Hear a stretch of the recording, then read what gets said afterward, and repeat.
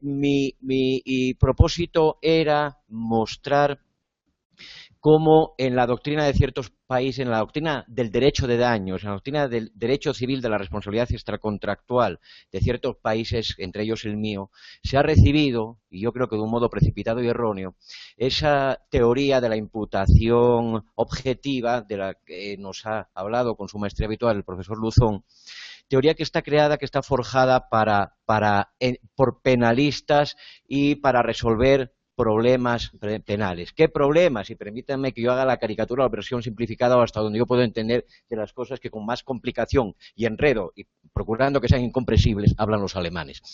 Y los penalistas españoles también. El asunto, ustedes ya saben, es el siguiente. El ejemplo típico que yo creo que está en Roxin, que usan los penalistas, es el siguiente. Yo hago la versión española. Si yo odio a mi suegra, que no es el caso y si fuera no lo confesaría, si yo odio a mi suegra y pienso y deseo su muerte y con esa esperanza en un día de tormenta la envío a pasear por el bosque con el argumento de que allí seguramente va a encontrar un tesoro, una cartera perdida llena de dinero, cuando yo sé que ella es avariciosa, si yo la envío ya con el propósito de que un rayo la mate, y el rayo efectivamente por un azar inverosímil, cae sobre el árbol bajo el que ella estaba rebuscando en la hierba y la mata, la cuestión que a los penalistas preocupa es esta, creo. Hay dolo, hay la intención de que esa señora muera y ese comportamiento fue causalmente determinante de ese resultado muerte. Sin embargo, parece demasiado atrevido, demasiado fuerte, quizá inapropiado, condenarme a mí como responsable de esa muerte, a pesar de que, condenarme penalmente, a pesar de que si yo estoy en la cadena causal, porque si yo no lo hubiera convencido, ella no habría ido ahí, y yo tenía la intención de que ocurriera lo que realmente ocurrió. Bien.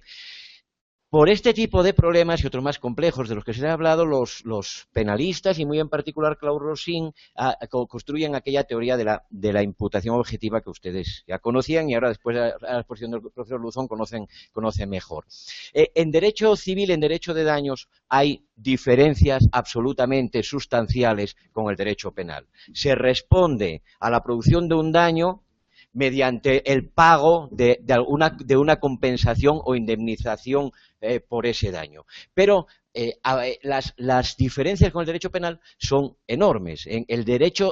En el caso español o latino en general, no así en el alemán, el derecho de la responsabilidad civil por daño, en ese derecho no hay tipicidad, sino que hay una cláusula general de responsabilidad como la del artículo 1902 del Código Civil Español. El que cause daño a otro interviniendo dolo o negligencia está obligado a reparar el daño causado. Eso dice la norma. En el caso del derecho penal se exige antijuridicidad de la conducta punible. Si hablamos del derecho de daños, es difícil hablar de antijuridicidad porque ustedes saben perfectamente que existe no solo la responsabilidad por daño subjetiva por culpa, sino también la responsabilidad objetiva, que es responsabilidad por culpa. Es decir, es responsabilidad por un daño cometido haciendo algo lícito y permitido, y haciéndolo sin culpa y con todo el cuidado. Y sin embargo, objetivamente se responde. Pensar que uno hace algo antijurídico cuando responde sin culpa y cuando la actividad es lícita parece complicado. Bueno, en cualquier caso las diferencias son múltiples y el problema está, y este es un problema que se podría generalizar con otros ejemplos, el problema ocurre cuando teorías o doctrinas creadas para un ámbito determinado, en este caso el derecho penal y la teoría de la imputación objetiva, se importan a otras ramas del conocimiento, a otras ramas del derecho, para solucionar ciertos problemas en los que en esa rama o campo del derecho se anda metidos.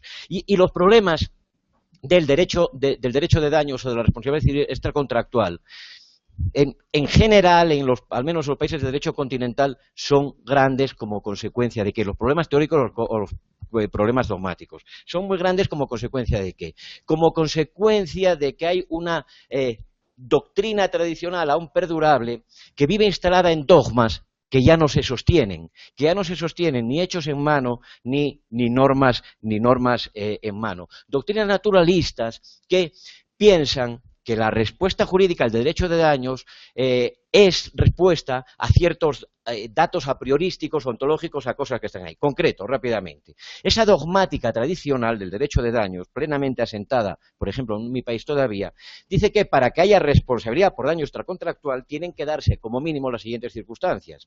Primero, tiene que haber un daño efectivo, tiene que haber un daño real. Y en segundo lugar, ese daño tiene que ser antijurídico, omitiré esto ya porque ya me he referido a eso.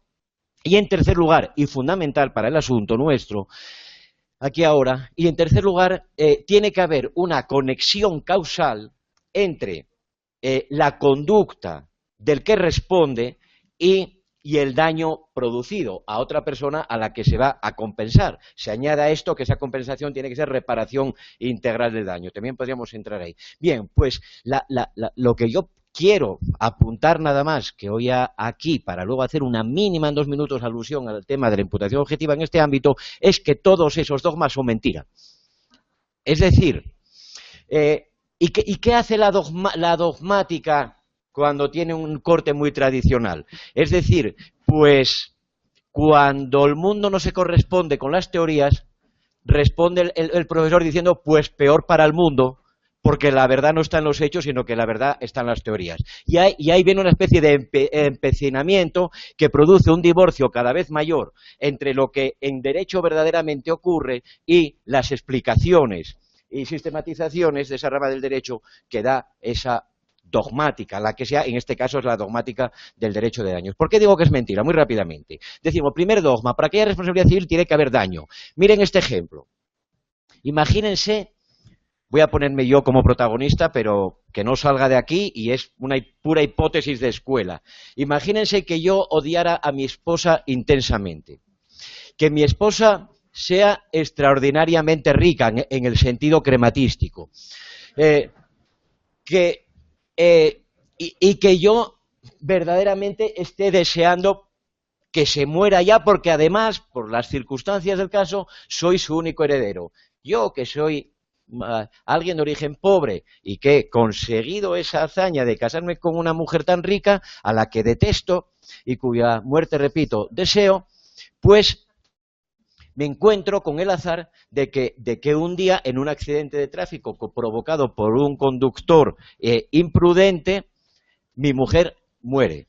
Bien, derecho español en mano, y como tantos, a mí me van a indemnizar como consecuencia de ese daño. Y me van a indemnizar, digamos, también por el lado del daño moral, es decir, para compensarme mi sufrimiento. Oigan, ¿cuál sufrimiento, cuál daño? Si yo solo he obtenido beneficios económicos y morales de esa muerte. Bueno, la doctrina dice, no, tiene que haber daño para que haya indemnización. Ahí me van a indemnizar sin daño. Luego el daño muchas veces se convierte en una pura ficción legal y que no es ni siquiera, en algunos casos, objeto de prueba. Saltando otras cosas, el problema está en la causalidad. Dice la dogmática, estas cosas, y dice con insistencia, contundencia, perseverancia y repetición. Esto, debe haber un nexo causal, es decir, el que responde tiene que haber con su conducta causado el daño. En otro caso, no se puede responder. Si no se causó, no hay responsabilidad, no hay que pagarle a la víctima, y si se causó, hay que pagarle. Bien, esto es estrepitosamente falso. Pero si nos hacemos una apuesta, en un día nos podemos encontrar 57 libros y 5.000 sentencias donde se afirma taxativamente este dogma. ¿Por qué esto es completamente falso? Porque la causación no es ni condición necesaria ni condición suficiente de la responsabilidad civil. Véase que aquí estamos hablando del problema civil, no del asunto penal.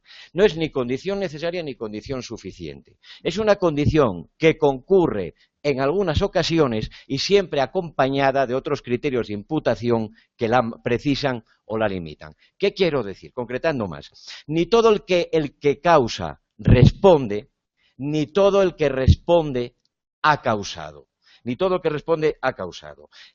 Esto es, hay muchos supuestos de responsabilidad, es decir, de tener que indemnizar una persona el daño que propiamente no causó, o el daño que no se ha probado, que no está probado que haya causado. Esto se da en los supuestos de, por ejemplo, responsabilidad por miembro determinado de un grupo. No me extiendo, pero ustedes en el derecho español, si en una partida de caza resulta que alguien resulta muerto como consecuencia de un disparo y no se sabe cuál cazador disparó, porque no se prueba de qué arma salió ese tiro, ese disparo, responden todos. Bueno, todos menos uno responden sin haber causado, por ejemplo. Pero bien, más allá de otros supuestos, como los de responsabilidad por pérdida de oportunidad, etcétera, un caso claro, y ahí podría haber mucha discusión con los amigos penalistas, pero el tema es de responsabilidad civil, un caso claro es el de la responsabilidad por omisión. Oiga, cuando yo respondo por lo que no hice, cuando yo respondo por lo que dejé de hacer, no respondo por lo que causé, sino por lo que dejé de causar. Esto es, yo soy el socorrista de una piscina. Un niño se cae al agua, yo estoy leyendo el periódico y no me lanzo a rescatarlo como era claramente mi deber, y yo no he causado el ahogamiento del niño. Yo lo que he hecho es no evitar que se ahogara, con lo cual mi responsabilidad no es con mi acción causado, sino por no haber provocado con lo que no hice un curso causal alternativo. Bueno, ya no digo penalmente, civilmente aquí también se respondería. Entonces, ¿por qué respondería? En razón no de lo que causé, sino del incumplimiento de la norma que, dada mi posición de garante, que diría un penalista, estaba obligado a haber causado. Es decir, no por lo que causé, sino por lo que dejé de causar. Esto es, la salvación de aquel niño que se cayó al agua. Entonces, en este y en otros supuestos en los que no puedo detenerme, hay responsabilidad civil sin causalidad. Pero, más interesante todavía, y llegamos, y en 5 minutos vamos terminando, a la cuestión de la imputación objetiva en el derecho de daños, más interesante todavía es que no todo el que causó responde. Y aquí sí ya vamos a tener problemas comunes en el derecho civil de daños y en el derecho penal. ¿Por qué? Porque, como creo que alguna vez he leído, tanto en Roxin como el profesor Luzón, la única teoría de la causalidad que funciona como teoría de la causalidad propiamente es la que llaman los penalistas la equivalencia de condiciones, y que también a veces se denomina de la conditio sine qua non. Es decir, algo es causa de un efecto cuando ese efecto no se habría dado si no hubiera concurrido esa causa. Claro, pero por esa regla de 3, y repito el ejemplo más trivial y habitual, si un hijo mío causa un daño a alguien, yo soy causante también de ese daño, porque si yo no hubiera puesto la semillita, mi hijo no habría nacido. Es decir, yo estoy en la cadena causal, pero vamos atrás y llegamos hasta Adán. Y por esa vía todos acabamos respondiendo prácticamente de todo, porque las cadenas causales tienden al infinito. Entonces la cuestión es, ¿solo funciona esa teoría? Y por consiguiente, en la responsabilidad civil por daño al menos, no sé cuántos matices cabrían en el ámbito penal, la causalidad, cuando es condición, no lo es en los supuestos que vimos antes, la causación empírica, fáctica, cuando es condición, nunca puede ser condición por sí sola. Siempre tiene que ir acompañada de otros criterios de imputación que la limitan, positivamente o negativamente. Y entonces, ¿esto cómo funciona? Va rápido. Cuando hablamos de responsabilidad civil por culpa, hablamos de causación más culpa. Entonces, no importa dónde llegue la cadena causal empírica, porque el elemento adicional de la culpa dice que de todos los que causaron materialmente, solo responde el culpable. El que actuó con dolo o con negligencia. En el caso peculiar del derecho de daños, de la responsabilidad objetiva, ahí se responde sin culpa. Entonces, como no rige la culpa, todo el que causó responde no. Responde solo el que se encuentra en determinada situación normativa, en determinada situación descrita por la norma. Por ejemplo, el fabricante del producto. Allí donde, como sucede en Europa, hay responsabilidad objetiva por daños producidos por productos defectuosos. Y en el caso de la omisión, cuando la responsabilidad es por omisión, no se responde por haber causado. Ya quedamos en eso. Entonces la responsabilidad sin omisión no tiene por omisión. ¿Es responsabilidad por qué? Bueno, es responsabilidad también imputada a una persona que se encuentra en una posición normativamente definida y por el acaecimiento de ciertos daños que él tenía que haber evitado, no que causó. Entonces, ¿qué nos queda? Nos quedan los supuestos, ciertos supuestos de causación con culpa cuando se hace extraño que se condene a indemnizar a esa persona, aquí el paralelismo con los penalistas, claro, que se condene civilmente a indemnizar a ese sujeto que culpablemente causó. Entonces, ¿cómo explicamos esa palabra de honor 5 minutos y si no me lanzan algo? ¿Cómo explicamos el problema con que de pronto se encuentran los civilistas en España? ¿Por qué llega la imputación objetiva de la mano, por cierto, de un extraordinario penalista que la trae de Alemania, de un extraordinario civilista, que la trae de Alemania y de los penalistas alemanes, que se llama Fernando Pantaleón y que, por cierto, es cuñado del profesor Díaz? Ya ven, parece un país grande, pero somos 4 los que nos repartimos todo. ¿Qué problema viene aparentemente a solucionar? Miren, en España el criterio del Código Civil es responsabilidad por culpa. Y había algunos supuestos de responsabilidad objetiva. Ya les he dicho, 1902. Y algunos supuestos de responsabilidad objetiva. El legislador fue añadiendo algunos casos en los que se responde por el daño causado, aunque uno haya obrado bien, sin culpa. Y esto a la doctrina le planteaba un gran problema. Oiga, si el parámetro, el paradigma es la culpa, la negligencia o el dolo, por tanto, ¿cómo vamos a encajar en el sistema una responsabilidad por daño no culposo, no negligente y no doloso? Entonces, primera reacción. Bien, subjetivicemos la responsabilidad objetiva. Podríamos sintetizarlo así. Algo habrá hecho, algo malo habrá hecho. Ese que responde sin culpa, en el fondo, tiene que ser culpable. Y así hubo algún autor que dijo, es que la culpa está en la causa, solo por causar usted ya es malo. No, oiga, pero que yo he procedido con todo el cuidado. No, pero algo habrá hecho. En el fondo de su alma algo oscuro habrá. Bueno, esto no funciona porque siguen creciendo los casos de responsabilidad objetiva. Entonces, paso siguiente. Pues reacción contraria. Y ahí está la doctrina española en los años 80 del siglo XX. Reacción contraria. No, pues entonces objetivicemos la culpa. Y ahí se encuentran los tribunales un filón enorme. A los jueces les gusta tener poder, a diferencia de lo que ocurre con los profesores. Y a los jueces les gusta ampliar su poder decisorio. Entonces, de pronto dicen, bien, hay casos de responsabilidad objetiva. Esa responsabilidad objetiva, ¿cómo la explicamos? La explicamos como responsabilidad por riesgo. Otra importación problemática de los alemanes en el ámbito civil, muy problemática. La explicamos como responsabilidad por riesgo. Entonces, todo el que crea un riesgo, por el hecho de que se consume daño, por el hecho de crear ese riesgo es bastante malo, y máxime si obtenía un beneficio. Entonces, aunque no estemos en algunos de los supuestos tipificados como de responsabilidad objetiva, y aunque propiamente no haya culpa, objetivamos la culpa y lo hacemos responder. ¿Qué sucedió? Que con esa objetivación de la culpa en los tribunales españoles, oiga, a usted le podían acabar haciendo pagar por todo, indemnizar a cualquiera por cualquier cosa, aunque no fuera culpable y aunque la ley exigiera culpa. De pronto se dan cuenta de que se les está yendo de las manos el sistema, con un agravante, que es la responsabilidad por daño producido por las administraciones públicas. La interpretación del 139 de la correspondiente de la Ley de Régimen Jurídico de las Administraciones Públicas en términos objetivistas de objetivación de la responsabilidad plena llevó a hacer de la Administración Pública un seguro universal. Es decir, cualquier daño que a usted le pase en una relación con una Administración Pública se lo tienen que indemnizar porque responden objetiva o subjetivamente, responden siempre. Bien. De repente se encontraron que oiga, la administración no puede estar pagando absolutamente por todo. Podría ponerles ejemplos tremendos. Solución. ¿Y ahora qué hacemos? ¿Cómo damos marcha atrás? Es decir, ¿volvemos a la concepción estricta de la culpa? Oiga, eso no quedaba nada progresista en ese momento.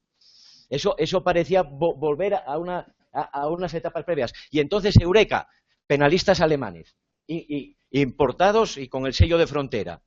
Es decir, tenemos la imputación objetiva. ¿Pero cuál imputación objetiva? La tesis, en suma, como ustedes saben lo que es la imputación objetiva del derecho penal, la tesis es que el derecho civil no funciona.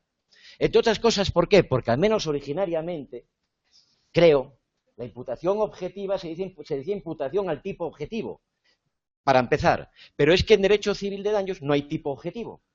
Entonces, ¿imputar a qué? Entonces, ¿qué se hace?